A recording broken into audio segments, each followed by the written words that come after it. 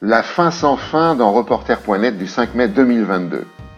Selon un rapport publié le 4 mai par le Réseau mondial contre les crises alimentaires, l'Organisation des Nations Unies pour l'alimentation et l'agriculture, la FAO, et le Programme alimentaire mondial, le PAM, en 2021, près de 193 millions de personnes dans 53 pays ou territoires ont connu une insécurité alimentaire aiguë, à des niveaux de crise ou pire. Ce sont 40 millions de personnes de plus qu'en 2020. Parmi les pays les plus touchés, on trouve l'Éthiopie avec 570 000 personnes concernées, le sud de Madagascar, le Soudan du Sud et le Yémen. 3 causes à cet extrême malheur. Les conflits qui ont poussé 40 millions de personnes supplémentaires en 2021 dans l'insécurité alimentaire aiguë, les phénomènes météorologiques extrêmes qui ont touché plus de 23 millions de personnes l'an dernier et les chocs économiques, plus de 30 millions de personnes en 2021. Selon David Besley, directeur exécutif du PAM, la flambée des prix des denrées alimentaires, du carburant ainsi que la guerre en Ukraine ont créé une tempête parfaite capable d'emporter toujours plus de personnes au bord de la famine. La déforestation à tout va dans sciencepost.fr du 9 mai 2022. Dans l'Amazonie brésilienne, en octobre 2021, 877 km² de forêt ont disparu au profit de l'agriculture intensive et de l'exploitation minière, soit une augmentation de 5% par rapport à octobre 2020. Du 1er au 29 avril 2022, le déboisement affectait une surface de 1012 km², soit l'équivalent de 1400 terrains de football. Depuis le début de l'année 2022, le déboisement de la forêt s'étend sur 1954 km², soit 2 fois plus que sur les 4 premiers mois de 2021. Les orpailleurs, les agriculteurs et les trafiquants de bois, se rendant coupables de déboisement illégal, œuvrent en toute tranquillité dans le pays où ils trouvent, dans le gouvernement Bolsonaro, un allié de poids. Corail blanc dans le monde.fr du 11 mai 2022.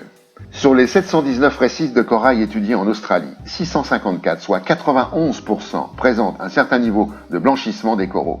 C'est la première fois que le plus grand récif corallien du monde est touché par un tel blanchissement. Il s'agit de la 4e vague de blanchissement depuis 2016. Les coraux blanchis restent vivants et peuvent se rétablir si les conditions s'améliorent. Mais les coraux fortement blanchis présentent des taux de mortalité plus élevés. Les conditions ont-elles seulement une chance de s'améliorer?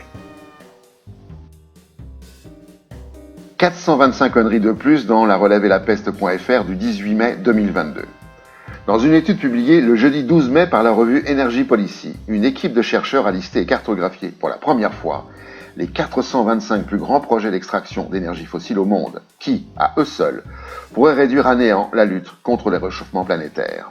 Surnommée bombe climatique ou bombe carbone, chacune de ces centaines d'infrastructures produisant du pétrole, du gaz ou du charbon émettra au moins 1 milliard de tonnes de dioxyde de carbone sur toute la durée de son exploitation. Les émissions potentielles cumulées de ces 425 projets représenteraient 2 fois le budget carbone mondial à ne pas dépasser pour maintenir le réchauffement en dessous des 1,5 degré. Alors que le monde ne dispose plus que de 420 gigatonnes de CO2 à dépenser avant d'atteindre ce niveau de réchauffement, un budget qui au rythme actuel sera épuisé d'ici 10 ans, les émissions de ces 425 bombes climatiques s'élèveront à 1182 gigatonnes de CO2, suffisantes pour porter le réchauffement bien au-delà des 2 degrés. Nous ici on s'en fout, on pense que le burkini dans les piscines est bien plus déterminant pour notre avenir.